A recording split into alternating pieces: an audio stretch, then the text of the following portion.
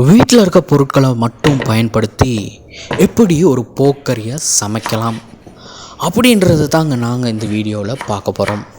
புதுசாக யாராவது என் சேனலுக்கு வந்திருந்தால் சப்ஸ்கிரைபர் பண்ணி பெல் ஐக்கானை கிளிக் பண்ண மறந்துடாதீங்க. எனக்கு ரொம்ப நாளாகவே போக்கரியை மிஸ் பண்ணுற மாதிரி ஒரு ஃபீலுங்க. ஓடி ஓடி போயிட்டு போக் வாங்கிட்டு வந்து வெட்டி கழுவி சுத்தம் பண்ணி வச்சுருக்கேங்க. வீட்டில் இருக்க பொருட்கள் மட்டுமே நான் பயன்படுத்தினேன்.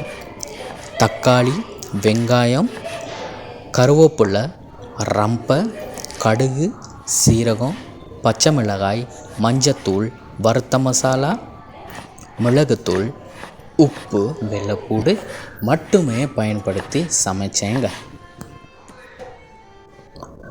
சில பேர்த்துக்கு போக்னா அலர்ஜிக்குங்க. சில பேர்த்துக்கு போக்னா பிடிக்காதுங்க. சில பேர்த்துக்கு போக்னா ரொம்ப பிடிக்குங்க. நமக்கு எப்போவுமே போக்னா ரொம்ப ரொம்ப பிடிக்குங்க.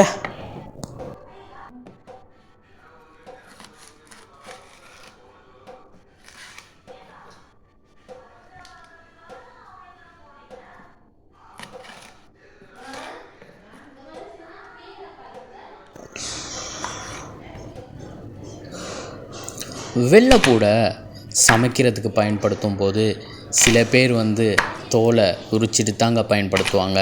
ஆனால் நான் தோலோடு பயன்படுத்துவேங்க. ஏன்னா அந்த தோலில் இருக்க ஒரு அருமையான வாசம் எண்ணெயில் போடும்போது அந்த வாசத்தோட கறியும் நல்லா டேஸ்ட்டாக இருக்குங்க. அடுப்பில் மண்பானையை வச்சு அடுப்பை ஆன் பண்ணி வெள்ளைப்பூடு, சீரகம், கடுகை எண்ணெயோட நான் மிக்ஸ் பண்ண சமைக்க ஆரம்பிச்சிட்டேங்க. அடுத்தபடியாக வெங்காயத்தையும் நான் அதோடு சேர்த்துட்டேங்க. வெங்காயம், வெள்ளைப்பூடு எல்லாம் நல்லா ஓரளவுக்கு வதங்கணுன்னு கருவேப்பிலை, ரம்பையும் நான் சேர்த்துட்டேங்க.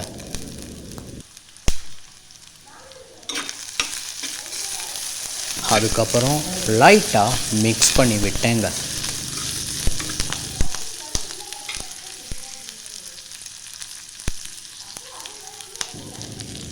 அடுத்தபடியாக நான் தக்காளியை சேர்க்க போகிறேங்க. தக்காளி ஒரு 2 தக்காளி எடுத்தேங்க.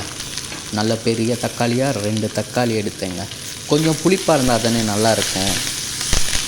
ஸோ கொஞ்சமாக மிக்ஸ் பண்ணி விடணும். அப்போ தான் தக்காளியில் இருக்க அந்த ஜூஸ் எல்லாமே வெங்காயம், வெள்ளைப்பூடு எல்லாத்துக்கும் இறங்கும், பிடிக்கும். உப்பு, புளி, காரம்லாம் கறியில் நல்லாயிருக்கும். உப்பு போட்டேங்க. மஞ்சத்தூள் சேர்க்குறேங்க.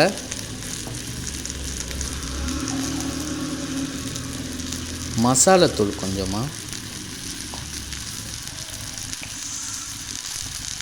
வறுத்த மசாலா கொஞ்சமாக,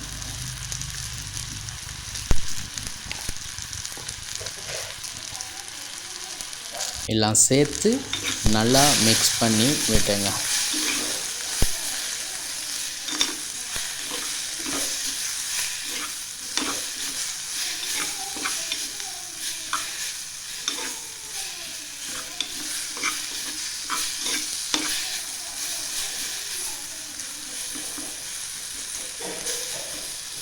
இப்போ நீங்கள் பார்த்தீங்கன்னா அருமையான ஒரு கலரில் ரெடி ஆகிருக்குங்க.